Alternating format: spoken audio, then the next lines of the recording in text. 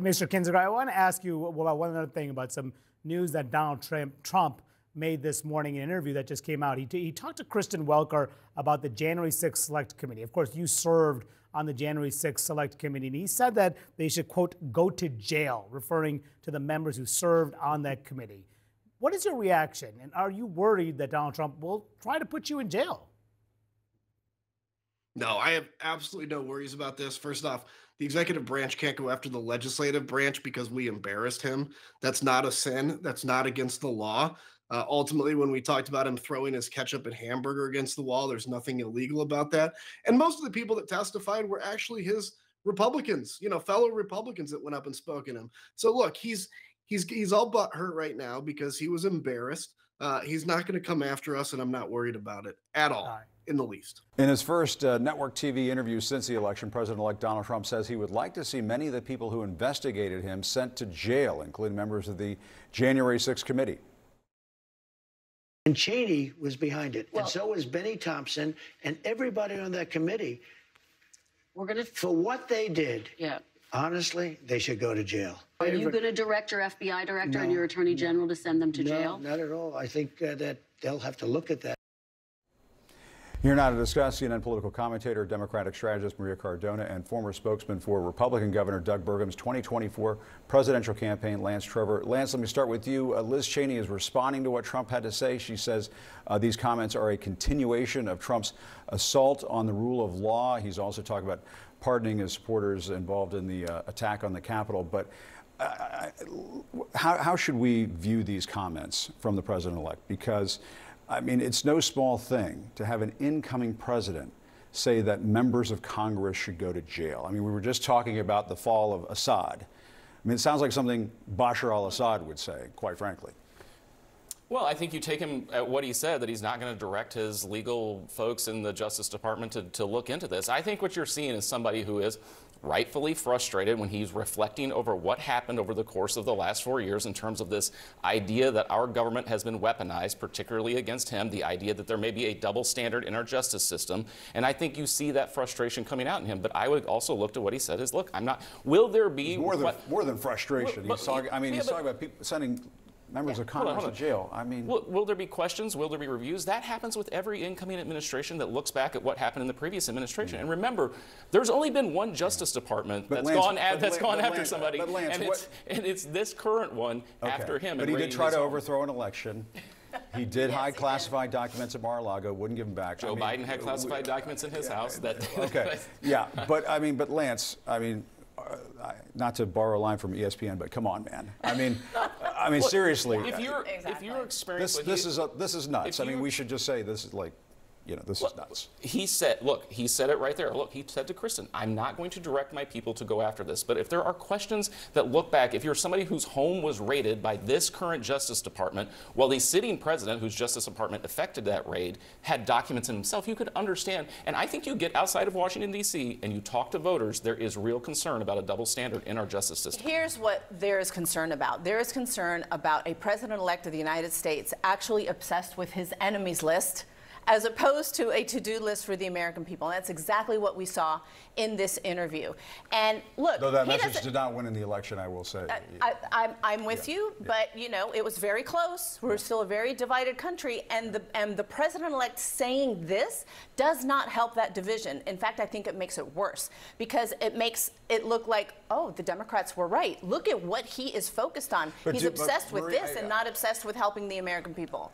I don't mean, I interrupted Lance, I interrupted you. I'm sorry, it's a Monday. You're being fair. But do Democrats need to get out of the fetal position a little bit and take this incoming president on, even before he comes into office, and say, you're not putting lawmakers in jail? Yes, and I think you will see a lot of Democrats doing that. And here's the point that I would say to my friend Lance. He doesn't necessarily need to say that he is going to direct his people to do this, because if his people, like Kash Patel, become the FBI director, he doesn't need to direct them. Kash Patel already knows what he wants him to do. That's why he wants people, the loyalists, the people who will do everything he wants, as opposed to what is allowed under the rule of law.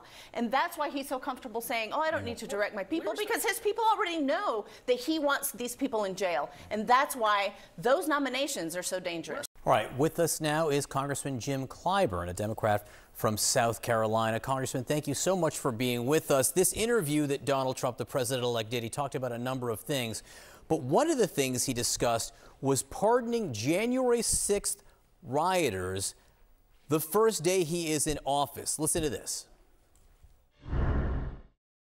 But I'm going to be acting very quickly. Within your first 100 days, first day? First day. First day. Yeah, I'm looking first day. Issue these pardons. These people have been there, how long is it, 3 or 4 years? Okay. You know, by the way, they've been in there for years, and they're in a filthy, disgusting place that shouldn't even be allowed to be open. Congressman, how would you feel about then President Trump pardoning the January 6th rioters on day one? Well, thank you very much for having me. You know, this is not the first time he said that. Throughout the entire campaign, he campaigned on that, made it very clear that that was his intent, not respecting the fact that these people attempted an insurrection. Of course, he encouraged them to do so, and so maybe that's why he's taking that into account. But the fact of the matter is, they did so. Some people died. I was in that building that day. I know very well what took place. This was not any kind of walk in the park, no peaceful protest. This was an insurrection. It was violent, and it took lives.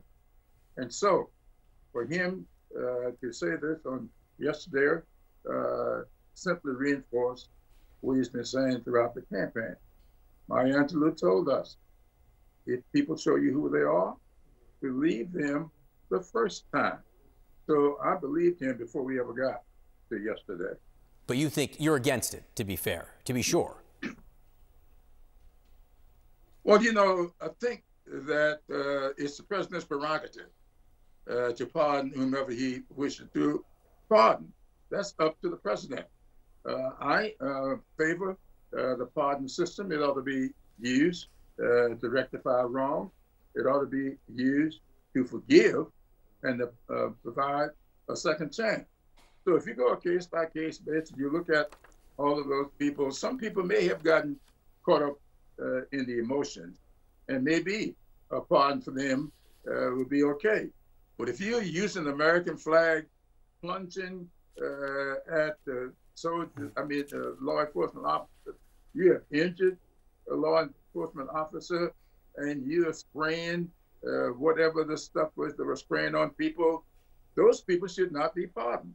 And so, yes, go case by case, and there may be some people who got caught up, and give them a pardon. But a blanket pardon to everybody, irrespective, no, I do not agree with that. All right, but a case by case, maybe. That is interesting.